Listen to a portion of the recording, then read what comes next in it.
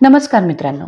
ठरलं तर मग या मालिकेच्या आजच्या भागामध्ये अर्जुनला आता मैनावतीचे केस सुद्धा सापडलेले असतात. आता तो रूम मध्ये येऊन स्वतःशीच म्हणतो, येस, सायली आणि मैनावती दोघींचे सॅम्पल्स मला सापडलेत. आता झालं माझं काम. आणि मग ते सॅम्पल्स ते एका छोट्याशा बॅग मध्ये ठेवतो आणि ते दोन्ही सॅम्पल हातात धरून तो आता पुन्हा म्हणतो, मला मनापासून वाटतंय की लोखंडे कपल्स हे सायलीचे आई बाबा नाहीयेत. त्यांना इथे आणून मी खूप मोठी चूक केली. पण मला जे वाटतंय ते एकदा प्रूफ होऊ दे, मग मी माझी चूक सुधारणार. मग आता तो लगेचच चैतन्यला फोन करतो आणि त्याला म्हणतो, चैतन्य, मी तुला डीएनए टेस्ट अरेंज करायला सांगितली होती, ती लवकरात लवकर आजच्या आज कर. माझ्याकडे दोन्ही सॅम्पल आलेले आहेत, मी तुला ते सॅम्पल देतो.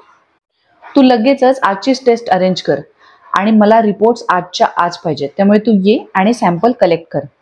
आणि मग पुन्हा एकदा दोन्ही सॅम्पल हातात धरतो आणि म्हणतो, आता लागेल खऱ्या खोट्याचा निकाल. तर आता इकडे सगळे खाली हॉलमध्ये गप्पा मारत बसलेले असतात आणि सगळ्यांच्या छान गप्पा रंगलेल्या असताना अचानक तिघी जणी येतात आणि जोरात आवाज देतात, ए बबले. या आवाजाने दचकून सगळेच जण आता दरवाजाकडे पाहायला लागतात. प्रिया तर एकदम घाबरतेच. तिघींचंही वागणं बोलणं पाहून सगळेच जण आता त्यांच्याकडे पाहतच राहतात. तेवढ्यातच आता पूर्णाजी विचारतात, कोण आहेत या तिघी? मग आता कल्पना आता तिघींनाच विचारते, कोण आहे तुम्ही? लगेच मैनावती उठून उभी राहते आणि म्हणते, ताई, या माझ्या तिन्ही लेकी आहेत. आणि त्यांची ओळख करून देत म्हणते, टीना, मीना आणि रीना. आता या तिघींना पाहून सगळ्यांच्याच चेहऱ्यावरती चांगलाच मोठा प्रश्नचिन्ह असतो. तेवढ्यातच आता ती टीना विचारते, पण आमची बबली कुठे आहे?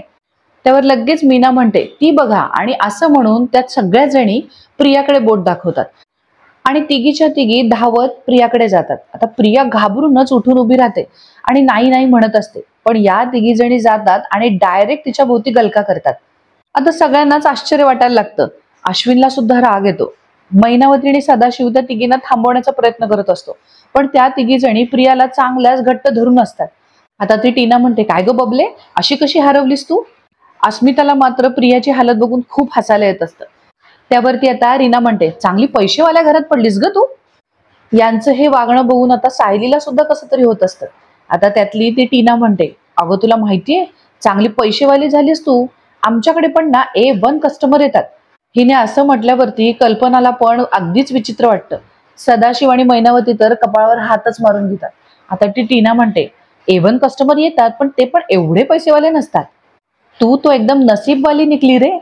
मग आता प्रिया मनातच विचार करते, या माझ्या बहिणी आहेत, कसल्या चीप आहेत. आता हे सगळं मला सायलीवरतीच ढकलावं लागणार.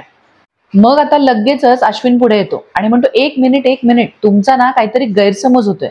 आता पुन्हा सगळेच बोलण्याचा प्रयत्न करत असतात, पण त्या बहिणी काही ऐकून घ्यायला तयार नसतात. लगेच त्यातली मीना म्हणते, अहो गैरसमज कसला, ही आमची गुणाची धाकटी बहीण आहे. आणि मग पुन्हा प्रियाच्या गालावरून हात फिरवत म्हणते, अगं तुला माहितीये, सोनाली ताईला ना तुझी खूप आठवण येते.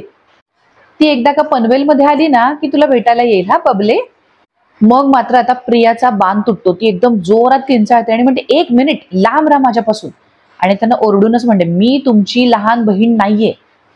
आणि मग सायलीकडे बोट दाखवते आणि म्हणते, ती सायली उभी आहे ना, ती तुमची लहान बहीण आहे, तिकडे जा. आता त्या तिघी जणी सायलीकडे एकदम आश्चर्याने पाहतात. मग आता त्यावरती सदाशिव पण म्हणतो, अगं ए पोरींनो, केव्हापासून खाणाखुणा करतोय तुम्हाला? तुमचं लक्षच नाही? केव्हापासून सांगतोय, ही आहे तुमची बहीण. आता सदाशिवने असं म्हटल्यावरती पुन्हा त्या तिघी जणी धावतच सायलीकडे जातात. पुन्हा ओरडतात, बबली. आणि मग तिला तिघीच्या तिघी धरून थोडस हॉलमध्ये समोर घेऊन येतात. आणि पुन्हा, अगं किती छान आहेस ग. आणि मग एक जण तिचं मंगळसूत्र पाहत असते, एक तिचे कानातले पाहत असते, एक तिची साडी पाहत असते. सायली तर पार आता अवघडून गेलेली असते. तिला तर काय करावं काहीच सुचत नसतं. घरातले सगळेच आता या तिघींच्या वागण्याने कंटाळलेले असतात. अर्जुन तर आता सायलीला बघून थोडस सहन कर म्हणून तिला हातानेच खुणवत असतो. सायली पार अवघडून जाते. आता मात्र शेवटी मैनावती जोरात ओरडते आणि म्हणते, अगं ए चुप, काय चाललंय तुमचं तिघींचं सारखं आपलं बबले बबले बबले. सायली म्हणायचं तिला, आता सायली नाव आहे तिचं, बबली बिबली काही म्हणायचं नाही. त्यावर ती आता टीना म्हणते, हा हा, जैसा देश वैसा भेस. आता इथे सुभेदारांच्या घरात आमच्यासारखी पिंकी, बबलू, मोमो अशी नावं थोडीच चालणार. आणि पुन्हा त्या तिघी जणी सुरू होतात. पुन्हा त्या सायलीचे नेकलेस, कानातले, साडी वगैरे बघायला लागतात. फार तिला अगदी इकडे तिकडे हात लावून आणि चौकशा करून भंडावून सोडतात. आता अस्मिता आणि प्रतापला मात्र हसायला येत असतं, पण कल्पना आणि पूर्णाजीला मात्र बिलकुल आवडत नसतं. अखेर मग सायली म्हणते, आई बाबा भेटले ना तेव्हापासून मी तुमच्या तिघींची त्यांच्याकडे चौकशी करत होते. तर इकडे अश्विन रागानेच रूम मध्ये निघून जातो. प्रियाचं बरोबर लक्ष अश्विनकडे जातं.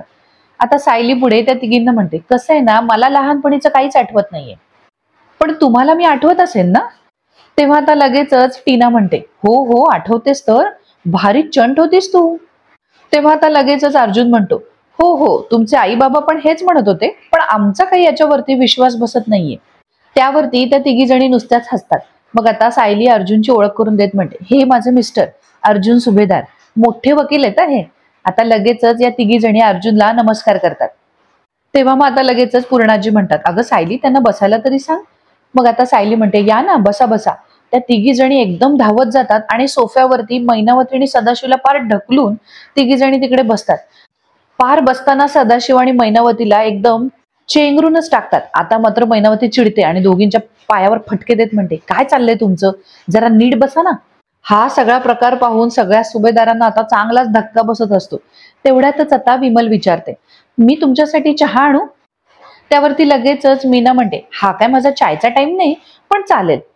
अर्जुन तर तिच्याकडे पाहतच राहतो. मैनावती पुन्हा एकदा कपाळावर हात मारून घेते.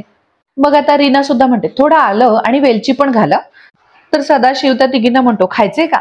आता मैनावती सदाशिवच्या हातावर फटका मारते आणि म्हणते, गप्प बसाव तुम्ही. तेव्हा आता त्यातली जी टीना असते ती अर्जुनला विचारते, जीजू हा सगळा माल तुम्ही वकिली करता करता मिळवला? आणि असं म्हणून संपूर्ण घराकडे बोट दाखवते. आता माल म्हटल्यावरती अर्जुनला काहीच कळत नाही. त्याच्या कपाळावरती आठ्याच येतात. तो आता तिच्याकडे नुसताच पाहत राहतो. आता ती पुढे म्हणते, बरं मला एक सांग, तुझ्या एका केसची बिदागी किती असते? आता बिदागी म्हटल्यावरती अर्जुन आणखीनच प्रश्नात पडतो. तो परत विचारतो, बिदागी?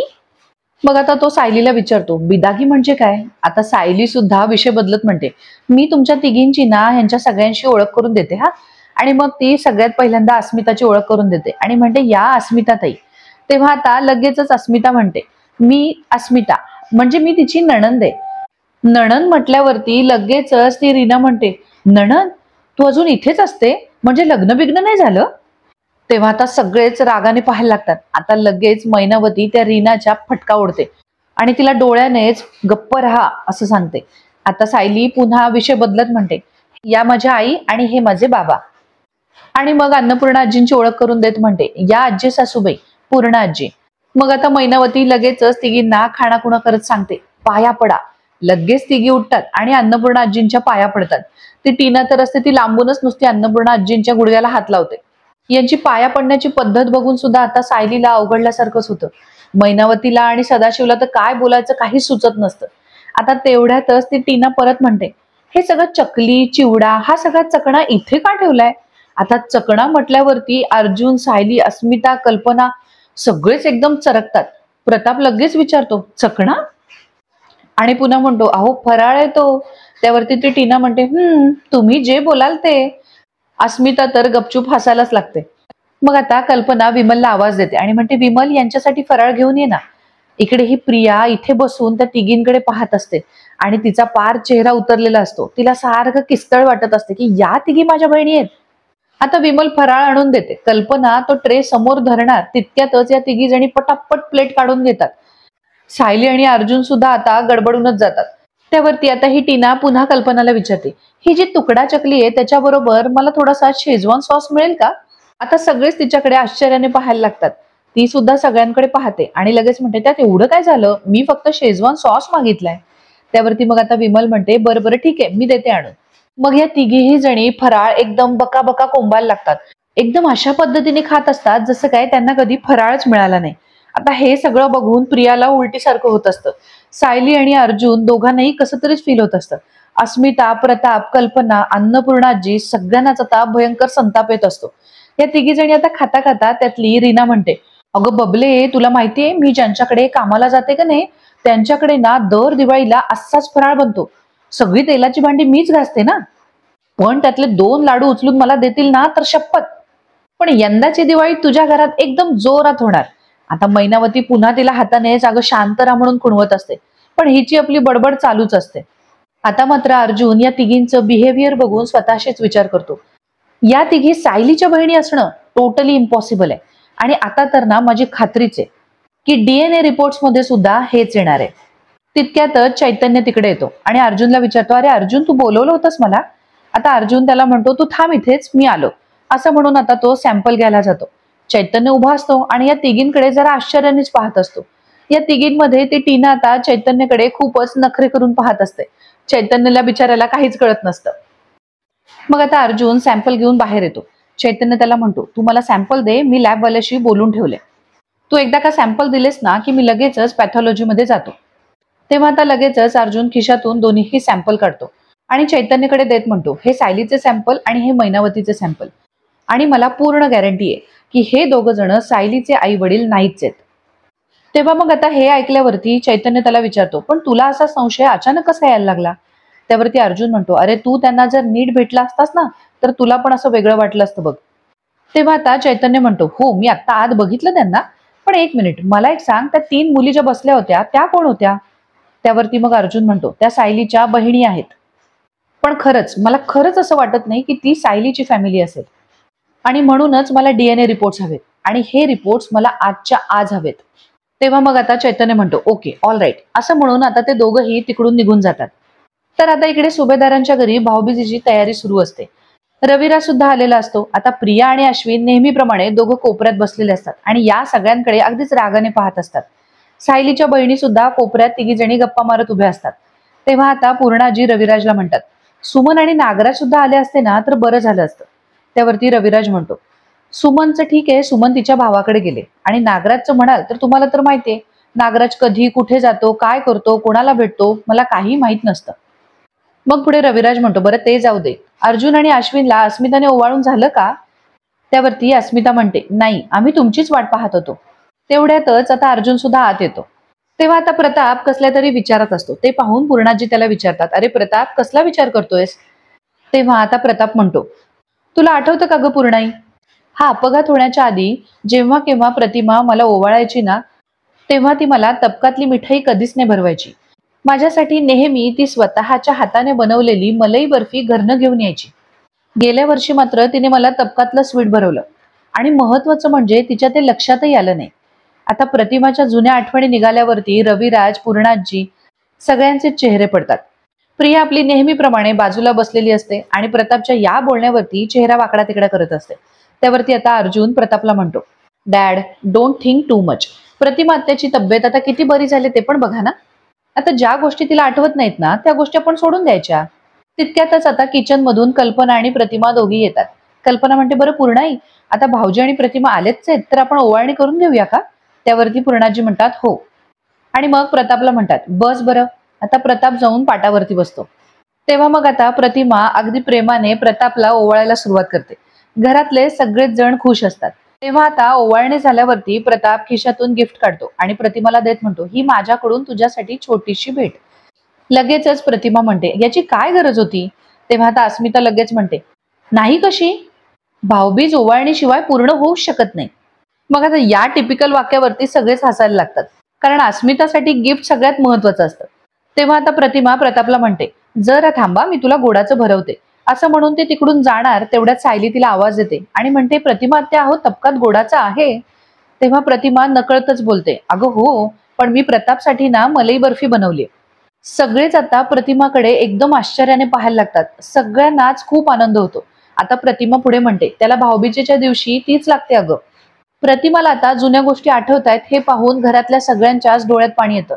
सगळेच खुश होतात. फक्त प्रिया एकटीच जामच घाबरते. प्रतापच्या डोळ्यात तर आनंदाश्रू येतात. आता सगळे प्रतिमाकडे एक टक पाहत असतात. प्रतिमा रविराजला म्हणते, अहो जरा तो डब्बा देता. रविराज सुद्धा प्रतिमाकडे आश्चर्याने पाहत असतो. एकदम भानावर येत तो तिला म्हणतो, हो देतो. असं म्हणून तो आता तिच्याकडे डब्बा देतो. मग आता प्रतिमा त्याच्यातून मलाई बर्फी काढते आणि प्रतापच्या समोर धरत म्हणते, घे. प्रताप मात्र इतका भावनिक झालेला असतो की तो प्रतिमाकडे नुसता पाहतच राहतो. आता प्रतिमाला तर कळतच नाही की प्रताप असा का पाहतो, म्हणून ती इकडे तिकडे पाहायला लागते. तर घरातला प्रत्येक जण आता प्रतिमाकडे आश्चर्यानेच पाहत असतो. आता या सगळ्यांचे असे चेहरे बघून प्रतिमा विचारते, काय झालं, तुम्ही सगळे असे का पाहताय माझ्याकडे? तेव्हा मग आता लगेचच प्रताप म्हणतो, अगं प्रतिमा, तुला आठवतं का, तू दरवर्षी अशीच मला स्वतः केलेली मलाई बर्फी भरवायचीस. तेव्हा आता प्रतिमा अगदी सहजच बोलून जाते, हो आठवते ना, आणि म्हणून तर करून आणली ना मी. तेव्हा मात्र आता सगळ्यांच्या चेहऱ्यावरती हसू खुलतं प्रियाला मात्र खूप टेन्शन येतं. आता अन्नपूर्णा आजींच्या डोळ्यात पाणी येतं.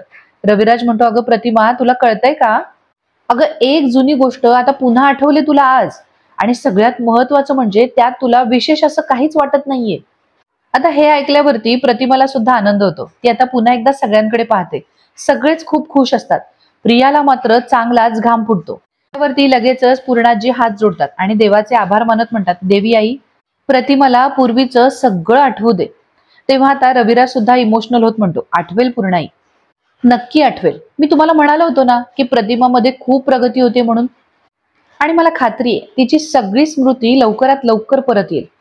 सगळेच आता खूप आनंदी होतात. प्रतिमा आता स्वतःच्या हाताने प्रतापला मलई बर्फी भरवते. तर प्रियाला मात्र चांगला घाम फुटलेला असतो. ती आता मनातच विचार करते, हिला इतकं जुनं आठवतंय, आता हिला हिच्या मुलीबद्दल सगळं आठवलं तर इकडे या सायलीच्या बहिणी ते टीना म्हणते, अरे मला वाटलं होतं या बड्या लोकांच्या भावबीज पण बड्या असतील, पण इथे काय, या तर साध्या बर्फीवर पण इमोशनल होतात. आणि हे लोक काय डोक्यावर पडले बिडलेत का, असं म्हणून आता तिघी जणी हसायला लागतात. तेव्हा आता लगेचच कल्पना म्हणते, अरे अर्जुन, आता तू जाऊन बस, नाहीतर ओवाळणी मिळेपर्यंत अस्मिताचा श्वास अडकून राहील. घरातले सगळेच आता जोरजोरात हसायला लागतात. मग आता अर्जुन सुद्धा पाटावर जाऊन बसतो. अस्मिता त्याला ओवाळायला सुरुवात करते. आता ओवाळून झाल्यावरती अश्विन स्वीट खाण्यासाठी तोंड उघडतो. अस्मिता त्याच्या तोंडाजवळ स्वीट नेते आणि त्याला म्हणते, आधी गिफ्ट. अर्जुन म्हणतो, नाही, आधी पेढा. अस्मिता म्हणते, नाही, आधी गिफ्ट. आता दोघंही सारख्या आधी पेढा आधी गिफ्ट म्हणून जोर जोरात भांडायला लागतात. आता घरातले सगळेच हसत असतात. त्यावरती अन्नपूर्णा आजी म्हणतात, ए बास, आता पुरे करा, पुरे झाला पोरकटपणा. आणि अस्मिताला ओरडत म्हणतात, अर्जुनला पेढा भरव. आता अस्मिताचा नाईलाज होतो. अर्जुन लगेच तिला वेडवान दाखवतो. आता अस्मिता अर्जुनला पेढा भरवते. अर्जुन आता मुद्दामूनच पेढा खातो आणि म्हणतो, वा वा, छान आहे, थँक्यू, आणि असं म्हणून पाटावरनं उठायला जातो.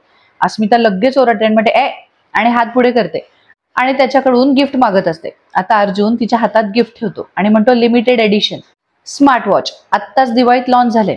आता असं म्हटल्यावरती लगेचच या टीना, मीना आणि रीनाचे डोळे पांढरे पडतात. अस्मिता तर भलतीच खुश होते आणि लगेच म्हणते, थँक्यू, तू जगातला बेस्ट भाऊ आहेस. हे वाक्य अस्मिताच्या तोंडून ऐकल्यावरती अश्विनचा चेहरा लगेच पडतो. त्याला खूप वाईट वाटतं. आता ही अस्मिता अगदी घाईघाईने गिफ्ट उघडायला जाते. तेव्हा कल्पना तिला थांबवते आणि म्हणते, अगं अस्मिता, गिफ्ट नंतर उघड, सगळ्यात आधी तू अश्विनला ओवाळून घे. अस्मिता बिचारी आता तिथे येते आणि अश्विनला आवाज देते, म्हणते, अश्विन ये बस. अश्विनला वाकड्यातच शिरायचं असतं. लगेच म्हणतो, कशाला, जगातल्या बेस्ट भावाला ओवाळलंस ना तू, मग आता मला ओवाळायची काहीच गरज नाही. आता घरातल्या कोणालाच अश्विनचं हे वागणं काही पटत नसतं. तेव्हा मग आता लगेचच प्रताप म्हणतो, अरे अश्विन, सणासुदीला सुद्धा कडवटपणा आणायलाच हवा का? तेव्हा आता अश्विन उलट उत्तर देत म्हणतो, कडवटपणा मी आणत नाहीये डॅड, तुम्ही सगळे माझ्याशी, माझ्या बायकोशी ज्या पद्धतीने वागताय ना, त्यामुळे हे सगळं आपोआपच होतंय. मी फक्त ऍक्शनला रिॲक्शन देतोय. आणि तसंही एवढं सगळं झाल्यावरती या ओवाळणीला काय अर्थ आहे? आणि मग लगेचच तिकडून उठून जायला निघतो. तेव्हा आता पूर्णाजी त्याला आवाज देतात आणि म्हणतात, अश्विन, माणसांचा नाही, निदान सणाचा तरी मान राख, ओवाळून घे अस्मिताकडून. मग आता पूर्णाजींनीच असं सांगितल्यावरती अश्विनचा नाईलाज होतो. तो आपला जीवाच्या वर येऊन पाटावर बसतो. बिचारी अस्मिता त्याला ओवाळायला सुरुवात करते, पण अश्विनच्या चेहऱ्यावर मात्र बिलकुल हसू नसतं. तो तर एकदम तोंड पाडून बसलेला असतो. घरातले सगळेच आता अश्विनच्या वागण्याने दुखावलेले असतात. आता ही अस्मिता ओवाळल्यानंतर त्याला पेढा भरवायला जाते, तर तो पटकन तोंड मागे घेतो आणि हातानेच तिच्या हातातला पेढा तोडून घेतो. आता हे पाहिल्यावर मात्र अस्मिता आणि अर्जुन दोघांनाही खूप वाईट वाटतं. तितक्यात आता सायली औक्षणाचं ताट घेण्यासाठी पुढे येते. आता ती आल्यावरती अश्विन पटकन ओवाळणी अस्मिताच्या ताटात ठेवतो आणि तडक पाटावरनं उठतो आणि रूम मध्ये निघून जातो. आता मात्र सगळे आश्चर्याने पाहतच राहतात. प्रियाला मात्र खूप आनंद होतो. सायलीला आठवतं की रक्षाबंधनच्या दिवशी अश्विन स्वतःहून सायलीला म्हटलेला असतो की तू मला भाऊ म्हणून राखी बांध आणि मी तुला प्रॉमिस करतो की मी नेहमी तुझं रक्षण करेन आणि यापुढे तू दरवर्षी मला राखी बांधायचीस. हे सगळं आठवून आता सायलीला खूपच वाईट वाटायला लागतं. अस्मिता तिला शांत करते, पण प्रियाला मात्र अश्विनने सायलीकडनं ओवाळून नाही घेतलं म्हणून भलताच आनंद होत असतो. तर मित्रांनो, आता पुढील भागामध्ये अर्जुन DNA रिपोर्टची आणि चैतन्याची खूप अगदी आतुरतेने वाट पाहत असतो आणि स्वतःशीच विचार करत असतो, अरे यार, हा अजून कसा नाही आला. आता तितक्यातच चैतन्य तिकडे येतो आणि येताना रिपोर्ट्स घेऊन येतो. अर्जुन अगदीच लगबगीने ते रिपोर्ट्स खोलून पाहतो आणि त्या रिपोर्ट्स कडे पाहताना अर्जुन एकदमच आश्चर्यचकित होतो. त्यावरती चैतन्य अर्जुनला विचारतो, अर्जुन, नक्की काय आलंय त्या रिपोर्ट्स मध्ये? अर्जुन आता काहीच बोलत नाही. तर इकडे आता अर्जुन रात्री सायलीला म्हणतो, सायली, मला ना जरा तुझ्याशी महत्वाचं बोलायचंय. सायली विचारते, कशाबद्दल? त्यावरती अर्जुन तिला म्हणतो, समजा एखादी गोष्ट तुला खूप जवळची वाटत असेल, पण ती जर गोष्ट तुझ्यापासून दूर गेली, तर तू ती गोष्ट कशी हँडल करशील? तेव्हा आता अर्जुनच्या या प्रश्नावरती सायली बरोबर अर्जुनला पकडते आणि म्हणते, मला वाटलं की तुम्हाला एखाद्या केसबद्दल माझ्याशी बोलायचं असेल, पण तुम्ही जे बोलताय ते केसबद्दल नाहीये ना? सायलीच्या या प्रश्नावरती आता अर्जुन एकदमच शांत होतो. तर मित्रांनो, आजचा भाग तुम्हाला कसा वाटला हे आम्हाला कमेंट करून नक्की सांगा आणि अशाच मालिकांच्या अपडेट्स करता आपल्या चॅनलला सबस्क्राईब करा. धन्यवाद.